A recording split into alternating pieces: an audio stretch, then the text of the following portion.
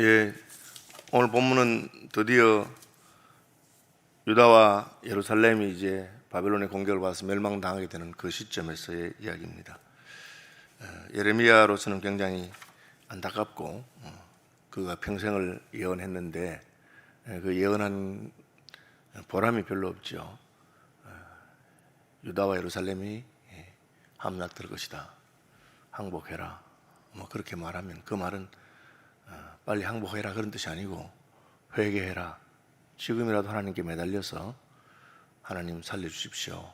우리가 잘못했습니다. 그렇게 하고 또 선지자가 그렇게 예언하면 왕이 정신을 차려서 전국적으로 회개를 선포하고 우리가 이미 하나님께 벌을 받아서 마땅한 심판을 받아서 마땅한 그런 자리에 이르렀으니 지금이라도 우리 하나님의 긍휼을 구하자. 뭐 그것이 이제 선지자가 예언하는 바입니다. 하나님께서 심판에 관한 메시지를 강하게 말씀하시고 형벌이 어떠한 것을 말씀하시는 것은 우리가 벌 받는 것을 기뻐하셔서 하시는 것은 아닙니다. 우리가 그 형벌이 두려운 것을 알고 돌아오라고 하는 것이죠. 지옥이 얼마나 무섭고 두려운 것인가 라고 말씀하실 때 우리 보고 너희 지옥 갈 것이다 그렇게 하시는 말씀이 아니고 돌이켜 천국으로 오너라 그렇게 말씀하는 것입니다. 그러나 이 예레미야의 예언은 보람이 없이 결국은 시간만 흐르고 마침내 유다의 마지막 왕인 시드기야 왕이 올랐고 그는 왕이 된 지 11년 동안을 다스렸지만 그 11년 동안 선지자의 말을 듣고 하나님께로 돌이키는 것을 하지 아니했습니다. 그 결과가 오늘 본문에 나오는 것입니다. 그는 21살에 왕위에 올랐습니다. 고대의 나이로 보면 그렇게 어린 나이도 아니고 어쨌든 좌우를 분별할 수 있는 나이였습니다. 시드기야보다 훨씬 어린 나이에 왕위에 올랐어도 하나님을 경외하고 회개하고 나라를 바로 세운 왕들도 많이 있었고 그랬습니다. 예루살렘에서 11년 동안 다스렸다는 것은 이 11년이 그에게 주어진 기회였는데 그는 나라의 멸망을 막기 위해서 하나님의 진노가 거두어지기 위해서 11년 동안 무엇을 하지 아니하고 허송 세월을 보냈습니다. 사실은 그냥 허송 세월만 보낸 게 아니고 오히려 하나님의 진노를 더하는 악행을 했다고 되어 있습니다. 그가 여호야김의 모든 행위를 본받아 여호와 보시기에 악을 행한지라. 그냥 본받으면 아버지를 본받았으면 얼마나 좋았을까요? 그의 아버지는 요시야 왕이었고 그야말로 멸망에 가던 유다의 멸망을 연기시킨 그런 왕이었습니다. 그런데 그는 그의 형제였던 여호야김, 그러니까 요시야의 아들 가운데 3명이 왕이 되는데 요아스 그리고 여호야김 그리고 시드기야입니다. 여호야김과 시드기야 사이에는 여호야긴이라고 하는 이제 자기 조카가 왕이 된 적이 있습니다. 어쨌든 그는 악한 행위를 본받아서 여호와 보시기에 악을 행했습니다. 그래서 우리가 누구를 본받느냐 하는 게 참 중요하고 우리의 본이 누구냐 하는 게 참 중요합니다. 사람은 본대로 하기 때문입니다. 성경은 우리에게 늘 들은 대로, 말씀 들은 대로 행하라고 말하는데 우리는 본대로 행하기가 쉬운 존재입니다. 그래서 우리가 말로 외침에도 불구하고 보여주지 못한다면 복음은 능력이 없을 것입니다. 또한 우리가 눈으로 보는 것만 따라가고 말씀을 듣는 데 힘쓰지 않는다면 우리는 문제가 있습니다. 여호야김의 모든 행위를 본받아 시드기야는 여호와 보시기에 악을 행했습니다. 그래서 하나님께서 드디어 심판을 시작하셨습니다. 하나님이 오래 참으셨습니다. 어떤 사람들은 왜 하나님이 빨리 심판하지 않느냐 그렇게 말씀하는 사람도 있고 또 다른 사람들은 왜 하나님께서 기회도 주지 않고 이렇게 빨리 심판하느냐 그렇게 말하는 사람들이 있습니다. 다 자기 관점에서 말하는 것이죠. 그러나 하나님은 하나님의 관점에서 오래 참으시고 또 기회를 주시고 또 기회를 주시고 하시다가 드디어 심판하게 됩니다. 유다와 예루살렘도 마찬가지였습니다. 하나님은 여러 번 참으시고 요시야가 착한 왕이었기 때문에 하나님을 섬겼기 때문에 요시야 때문에 진노가 갔다가 멈추고 그리고 그 다음에 왕이 자그마치 4명이나 있었는데 4명 다 하나님을 진노하게 했습니다. 그 결과로 여호와께서 예루살렘과 유다에게 진노하심이 그들을 자기 앞에서 쫓아내시기까지 이르렀더라. 이 자기 앞에 쫓아냈다면 하나님을 섬길 수 없게 되었다는 것인데 나중에 예루살렘 성전까지 파괴된 것을 말하고 있습니다. 나라가 어렵고 힘들어도 하나님 앞에 쫓아가서 하나님 살려주시오, 잘못했습니다 할 수 있는 성전이 있었는데 이제 성전도 다 무너지게 되었다, 그렇게 말합니다. 우리로 말하자면 예수님이 우리에게 있으면 우리가 혹 잘못해도 예수 이름을 들고 가면 하나님이 긍휼을 베푸신다. 근데 그가 예수님을 버리고 예수님도 믿지 않기로 하고 그렇다면 누구한테 가서 하나님의 긍휼을 구하겠느냐 하는 것입니다. 망하려고 하니까 시드기야가 바벨론 왕을 배반했습니다. 이제 이 바벨론 왕을 배반한 것 때문에 망해도 더 망하고 또 형벌이 더 잔혹하게 된 것을 말합니다. 하나님은 너희를 심판하기 때문에 좋다. 그러면 하나님은 심판이라도 다르게 받아라. 바벨론이 공격하거든 빨리 항복해라. 그렇게 했는데 그렇게 하지 않고 바벨론을 배반하니까 시드기야 제9년 열째 달에, 지금 11년을 통치했다고 되어 있으니까 9년 열째 달이니까 지금 남은 게 11월, 12월, 그 다음에 10년, 그리고 11년째, 거의 한 2년 정도 남았습니다. 9년 열째 달부터 10년 열째 달, 11년 몇 월 달에 망했는지 모르지만 어쨌든 11년 뭐 지태어 가면 3월인가요? 나오죠. 그래서 한 1년 7개월 정도를 이제 남겨놓고 바벨론이 공격을 합니다. 바벨론 왕 느부갓네살이 그의 모든 군대를 거느리고 그냥 유다와 예루살렘을 공격하는 정도의 모든 군대를 거느릴 필요는 없어요. 그런데 이것은 그냥 온 게 아니고 단단히 결심하고 이번에는 그냥 나라를 망하게 하고 왕을 잡아가겠다. 보통 전쟁하면 고대 전쟁이라고 하는 것은 싸워서 이웃 나라에게 전리품을 좀 빼앗아 오고 땅을 좀 빼앗아 오면 돌아가고 그렇게 합니다. 그런데 이번에는 아주 단단히 결심하고 왔습니다. 왜? 하나님께서 심판하라고 했기 때문에 그렇습니다. 예루살렘을 치러 올라와서 그 성에 대하여 진을 치고 주위에 토성을 쌓으매. 이제 예루살렘 성이 이제 특별한 성인데 산성입니다. 높은 산에 세워져 있어서요. 예루살렘의 산성의 문제는 물인데 그 실로암에서부터 물이 있어요. 수로가 있어가지고 물이 있어요. 그러니까 산성에다가 물이 있으니까 어지간해서는 공격하기 힘듭니다. 그 여호수아가 가나안 땅을 정복했을 때도 예루살렘을 정복하지 못했어요. 나중에 다윗이 왕이 되었을 때 그때 정복합니다.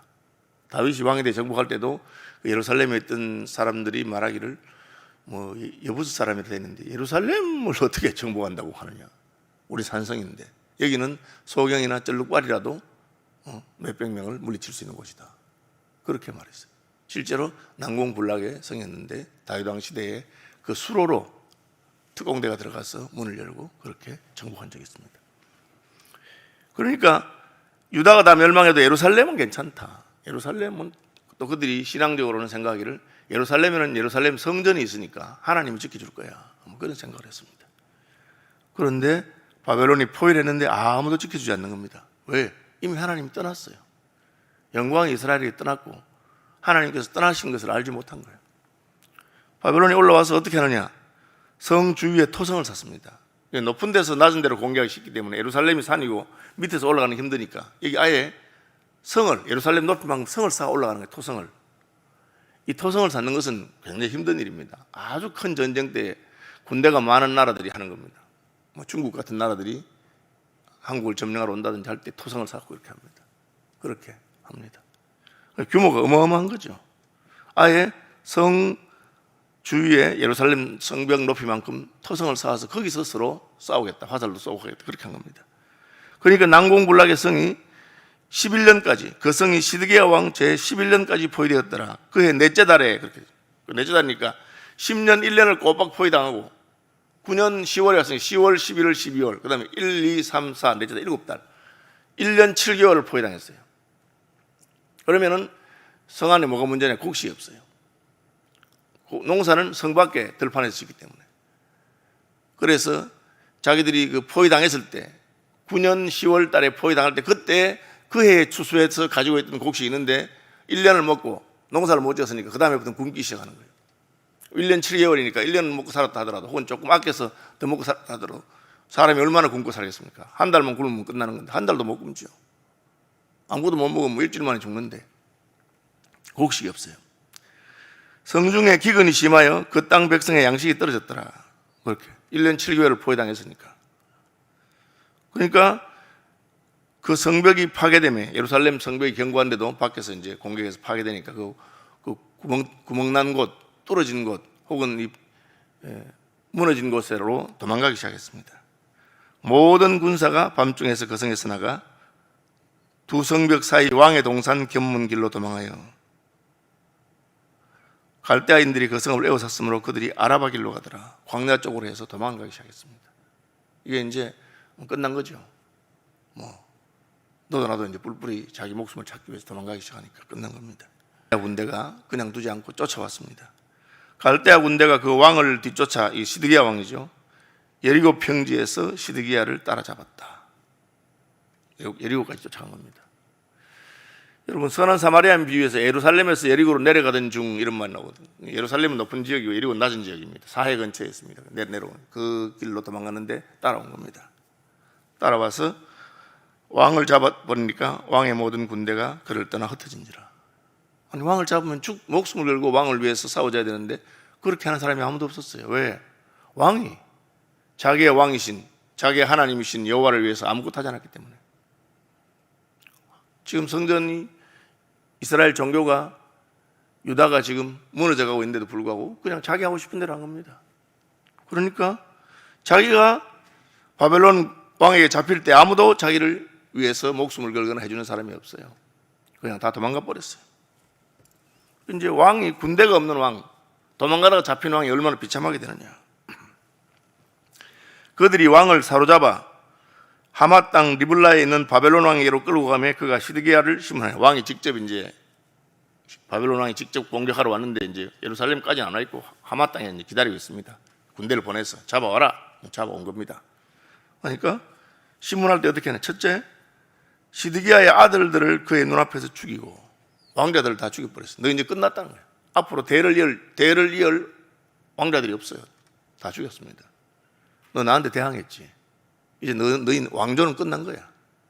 보통은 공개에서 이기면 잘못했습니다, 살려주십시오 하면은 왕은 살려줍니다. 왕자를 살려줍니다. 왜? 그래서 이제 너희들 앞으로 우리의 속국이 돼가지고 해마다 예물을 바치고 그렇게 살아라. 정부하는 땅마다 직접 통치하는 게 어렵기 때문에.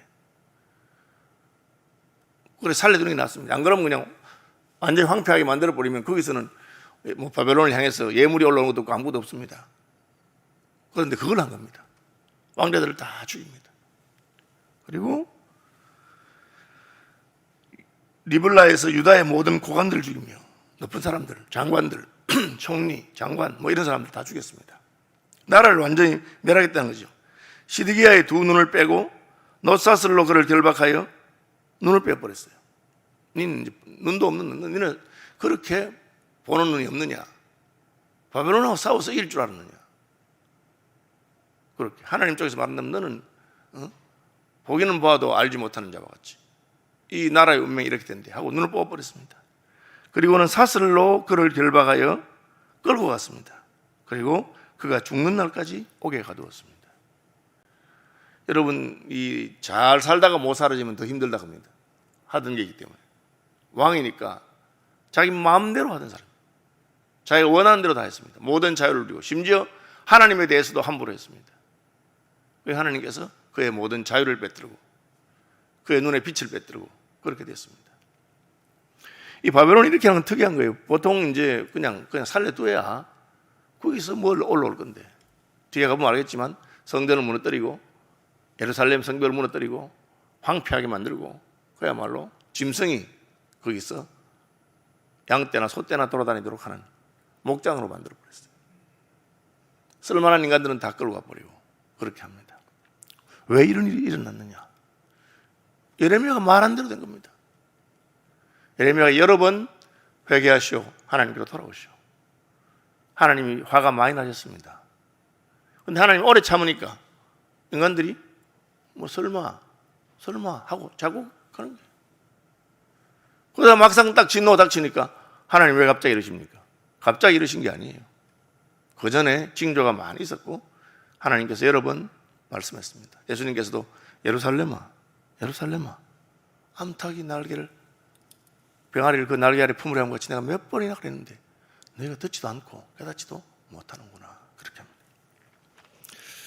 요즘은 이제 저는 뭐 좀 이렇게 눈치가 빠르지 않은 사람이긴 한데, 둔한 사람이긴 한데도 보면은 요즘 재앙이 이게 심상치가 않은 재앙들이 많아요. 뭐 지진이 나도 옛날 같지 않고, 홍수가 나도 옛날 같지 않아요. 그리고 무슨 전염병이 와도 옛날 같지 않아요. 왜 이렇게 세졌을까? 우리가 한번 반성해보고 돌아봐야 됩니다. 하나님께서 점점 심판의 때가 가까웠다고 말씀하시는 것이 아닌가. 왜? 우리 인류 문명은 점점 더 발전해서 더 잘 살게 되고, 더 편해지고, 더 화려해지고, 부유해지고 하기 때문에 그렇습니다. 심판이 그 같이 가는 겁니다. 세상의 문명이 정점을 향해서 달리고 하나님의 진노도 가는 겁니다. 그러니까 아니 어디 뭐 코로나로 사람이 감기 비슷한 걸 했는데도 뭐 전 세계가 지금 괴롭힘을 당하고 있지 않습니까? 그래서 이게 하나님께서 지금 우리에게 주신 경고가 아닐까, 적어도 내게 주시는 경고는 아닌가 하고 자신을 돌아보고, 그리고 하나님의 진노를 멈출 수 있는 길은 유일한 것입니다. 회개하는 것입니다. 그리고 예수 그리스도의 보배로운 피를 의지해서 우리의 남은 때를 우리가 하나님 앞에서 바로 살아야 되겠다. 그렇지 않으면 왕이라도 끝난 거예요. 왕이 무슨 소용이 있습니까? 하나님의 진노 앞에서 눈을 뽑히고 눈앞에 자식들이 다 죽고, 그리고 사슬에 묶여서 바벨론까지 얼마나 멉니까? 여러분, 뭐 부산에서 신의주까지 가면 훨씬 더 먼 거리입니다. 그 몇천리를 끌려다니는 그런 비참한 결과를 맞았습니다. 이것이 하나님의 심판이기 때문에 그렇습니다. 말씀 묵상하시면서 기도한 아침 되기를 바라고, 하늘에 계신 우리 아버지, 아버지의 이름을 거룩하게 하시며 아버지의 나라가 오게 하시며 아버지의 뜻이 하늘에서와 같이 땅에서도 이루어지게 하소서. 오늘 우리에게 일용할 양식을 주시고 우리가 우리 죄를 용서하여 주시고 우리를 시험에 빠지지 않게 하시고 악에서 구하소서. 나라와 권능과 영광이 영원히 아버지의 것입니다. 아멘. 오늘 유수한 집사님 아들, 김민숙 권사 아들 유영진 군 결혼식이 있습니다. 기도해 주시고 축복하시길 바랍니다.